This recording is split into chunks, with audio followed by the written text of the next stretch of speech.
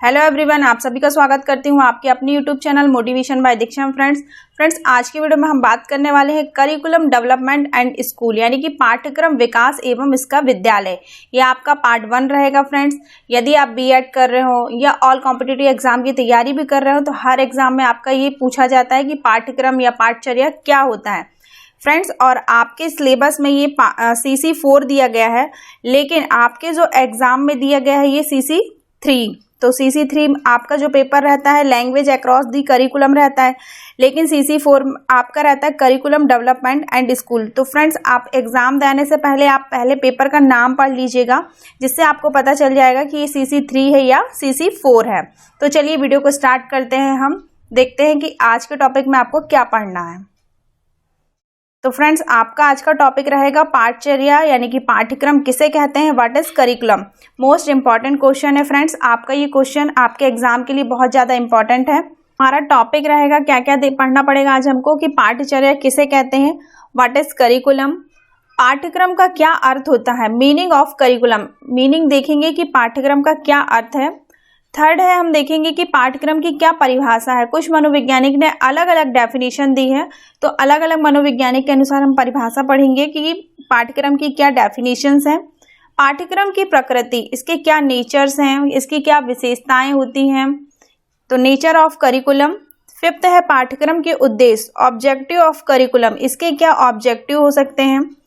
Sixth है पाठ्यक्रम का दोष, डिफेक्ट ऑफ करिकुलम। और लास्ट में हम एंड में देखेंगे निष्कर्ष। तो जब हम इतनी सारी चीजें पढ़ लेंगे फ्रेंड्स कि पाठ्यक्रम क्या है, इसका अर्थ, परिभाषा, प्रकृति, उद्देश्य एवं दोष, और उसको पढ़ने के बाद हम लास्ट में इसका निष्कर्ष निकालेंगे। अब हम देखते हैं कि पाठचर्या होती क्या है। तो पाठचर्या क्या होती है, इसे देखते हैं। पाठचर्या का शाब्दिक अर्थ क्या है। तो जो पाठचर्या है यह दो शब्दों से मिलकर बनी है। पाठ्य प्लस चर्या मतलब होता है पाठचर्या, इसे इंग्लिश में हम करिकुलम कहते हैं। तो जिसमें पाठ्य का अर्थ होता है पढ़ना, नाम से ही समझ में आ रहा है कि किसी भी चीज को पढ़ना या पढ़ने योग्य, और चर्या यानी होता है कि नियम पूर्वक उसका अनुसरण करना।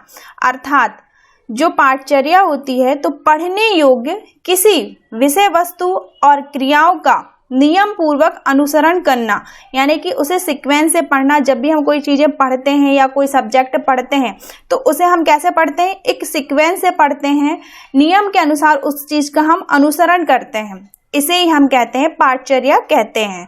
पाठचर्या जो होती है विद्यालय के अंदर होने वाली सभी क्रियाएं, यदि हम कॉलेज या विद्यालय पढ़ते हैं तो विद्यालय के अंदर जो भी एक्टिविटीज़ होती है, जो भी प्रक्रिया होती है हमारे साथ, उसे हम पाठचर्या कहते हैं। फॉर एग्जाम्पल, जैसे हम स्कूल या कॉलेज जाते हैं तो हम पढ़ते हैं, खेलते कूदते हैं, हस्तकला यानी कि हाथ से जो ड्राइंग स्केचिंग करना वो बनाना सीखते हैं। कोई भी प्रोग्राम्स होते हैं तो उसमें हम पार्टिसिपेट करते हैं, संगीत, साफ सफाई, प्रार्थना, प्रेयर करते हैं, मध्याह्न भोजन रहता है। तो ये सारी चीज़ें किसके अंतर्गत आती हैं, आपके पाठचर्या के अंतर्गत आती हैं, क्योंकि आपको पढ़ाई कहाँ से मिल रही है, आपके स्कूल और विद्यालय से। तो विद्यालय के अंदर जो भी क्रियाएं होती हैं, जो भी एक्टिविटीज़ होती हैं, वही आपकी कहलाती है पाठचर्या। अब हम देखेंगे कि जो पाठचर्या है तो वो करिकुलम शब्द का हिंदी रूपांतरण ही क्या कहला गया है कि पाठ्यक्रम कहला गया है। तो पाठ्यक्रम अंग्रेजी भाषा में से हम करिकुलम कहते हैं। करिकुलम शब्द की उत्पत्ति लैटिन भाषा के कुरेर शब्द से हुई है, जिसका अर्थ होता है दौड़ का मैदान। अर्थात पाठ्यक्रम वह साधन है जिसके द्वारा शिक्षा व जीवन के लक्ष्यों की प्राप्ति होती है। मतलब पाठ्यक्रम एक ऐसा साधन होता है जिसके माध्यम से हमें क्या मिलती है, शिक्षा मिलती है, एजुकेशन मिलती है, और हम अपने लक्ष्यों को प्राप्त कर लेते हैं। अपने जीवन में जो भी चीज़ हम पाना चाहते हैं वो किसके माध्यम से प्राप्त करते हैं, एजुकेशन के माध्यम से। तो यही हमारी क्या कहलाती है, पाठ्यक्रम कहलाती है। अब हम डेफिनेशन देखेंगे तो अलग अलग मनोवैज्ञानिक ने अलग अलग परिभाषाएं बताई हैं कि पाठ्यक्रम की क्या परिभाषा हो सकती है। तो फर्स्ट जो मनोवैज्ञानिक है वो है कनिंघम जी हैं। इन्होंने कहा है कि पाठ्यक्रम कलाकार यानी कि शिक्षक के हाथों में एक औजार का साधन होता है, जिससे वह अपनी वस्तु यानी कि छात्रों को अपने कक्षा कक्ष विद्यालय में अपने आदर्शों के अनुसार ढालता है। जब एक टीचर क्लास में जाता है और बच्चों को जब वो पढ़ाता है तो वो अपने अकॉर्डिंग पढ़ाता है कि बच्चे क्या हो उसके अकॉर्डिंग, मतलब एक टीचर के अकॉर्डिंग उसके अनुसार ढल जाएं, तो उसे ही कहते हैं पाठ्यक्रम कहते हैं। तो बालक के, जिसके कारण क्या होता है कि बालक के व्यक्तित्व का विकास के लिए अध्यापक विद्यालय के पूर्ण शिक्षण सत्र में एक निश्चित विषय सामग्री तथा अनुभवों को अपनी शिक्षण प्रक्रिया के माध्यम से छात्रों के समक्ष प्रस्तुत करता है। यानी कि टीचिंग एड्स जैसे श्यामपट्ट, ब्लैक बोर्ड हो गया, चॉक, डस्टर या पोस्टर के माध्यम से वो अपने आप को बहुत अच्छे से रिप्रेजेंट करता है कि बच्चे उस चीज को देख के बहुत अच्छे से लर्न करना या पढ़ना सीख जाए। तो ये अधिगम जो होता है, अनुभव ही किसी विषय या विशेष का ही पाठ्यक्रम बनाते हैं, इसे हम कहते हैं पाठ्यक्रम कहते हैं। तो इन्होंने बहुत अच्छी डेफिनेशन बताई है कि टीचर्स और बच्चों के बीच कैसे रिलेशन होते हैं और कैसे बच्चे उनके अनुसार एडजस्ट होते हैं, कैसे उनके अनुसार वो ढलते हैं। सेकंड डेफिनेशन देखते हैं हम, ले जी के अनुसार है। तो इन्होंने कहा है कि पाठ्यक्रम का विस्तार वहां तक है जहां तक जीवन है, यानी कि पाठ्यक्रम जो आपका करिकुलम का विस्तार इतना बड़ा है कि जब तक आपका जीवन है।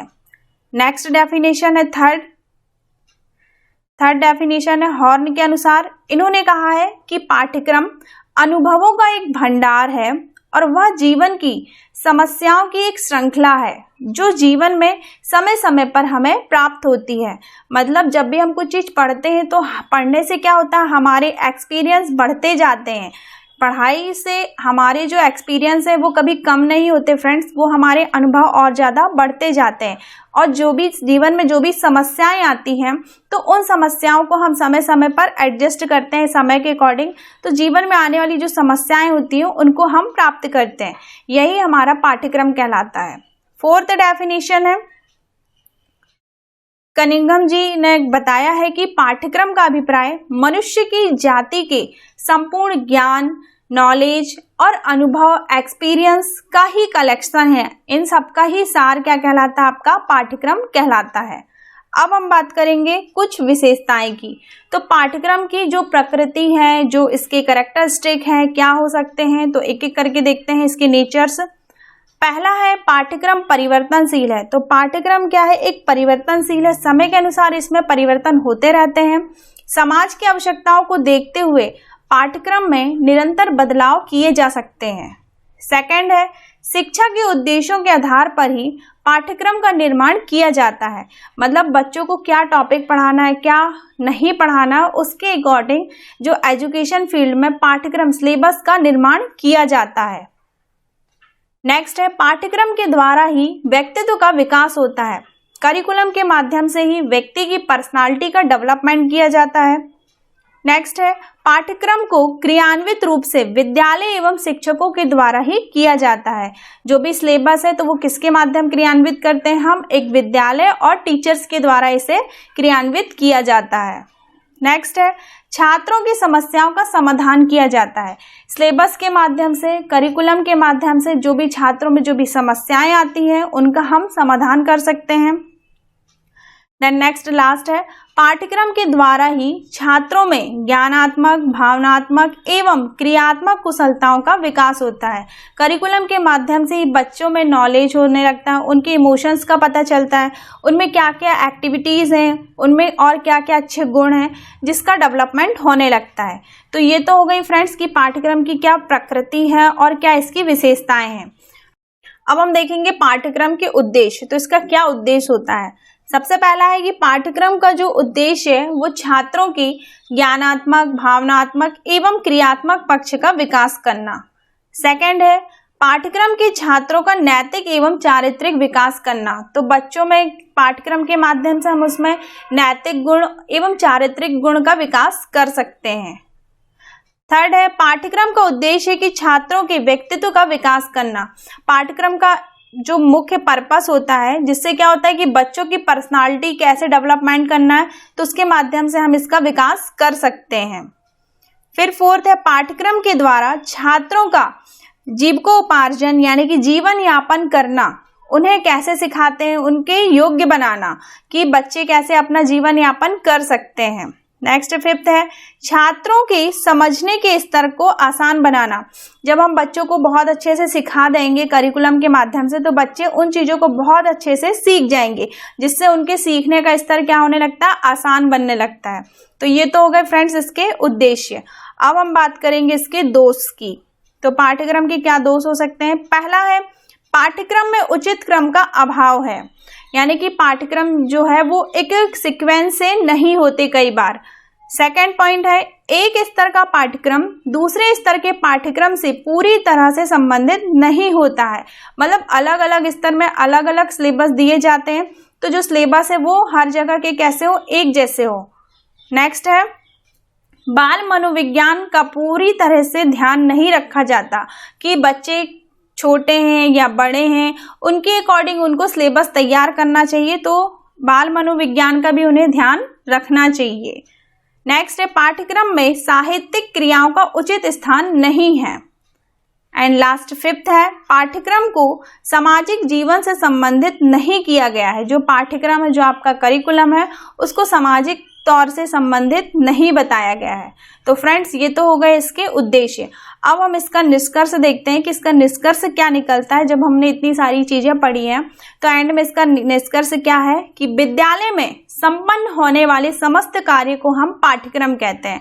जैसा कि मैंने बताया कि जब बच्चा स्कूल या कॉलेज जाता है तो स्कूल या कॉलेज के अंदर यदि वो प्रवेश कर लेता है तो उसके अंदर जो भी एक्टिविटीज होती हैं, चाहे खेल कूद हो और मध्याह्न भोजन हो, प्रार्थना हो, तो ये सारी जो कार्य किए जाते हैं, जो एक्टिविटीज किए जाते हैं, तो उसे ही हम कहते हैं पाठ्यक्रम कहते हैं। और किसी भी पाठ्यक्रम को सफलता एवं असफलता विद्यालय और शिक्षक एवं पाठ्यक्रम के माध्यम से किया जाता है, स्कूल के माध्यम से और एक टीचर्स के माध्यम से इसे हम सफल बना सकते हैं। पाठ्यक्रम बाल केंद्रित होना चाहिए। जो पाठ्यक्रम है आपका करिकुलम है वो बालक द्वारा केंद्रित होना चाहिए। पाठ्यक्रम का निर्माण सदैव समाज की आवश्यकताओं को ध्यान में रखकर ही करना चाहिए। तो पाठ्यक्रम सदैव कैसा हो, आपका लचीला होना चाहिए, जिससे उसमें आसानी से हम उसका संशोधन यानी कि उसका खोज कर सकें और वो छात्रों के हित में होना चाहिए। तो फ्रेंड्स ये तो हो गया इसका निष्कर्ष। तो फ्रेंड्स हमने जो जो टॉपिक थे वो आज हमने कवर कर लिए हैं और ये एग्जाम की दृष्टि से आपके लिए बहुत इंपॉर्टेंट क्वेश्चन है और ये क्वेश्चन हर बार एग्जाम में भी आता है कि पाठ्यक्रम किसे कहते हैं, इसका अर्थ, परिभाषा, विशेषता, और नेक्स्ट वीडियो में मैं इसके प्रकार बताऊंगी आप लोगों को।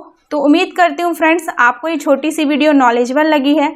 यदि आपको ये यूजफुल लग रही है, नॉलेजेबल लग रही है, तो प्लीज़ हमारे चैनल मोटिवेशन बाय दीक्षा पर लाइक करिए, कमेंट करिए एंड सब्सक्राइब करना बिल्कुल ना भूलिएगा फ्रेंड्स।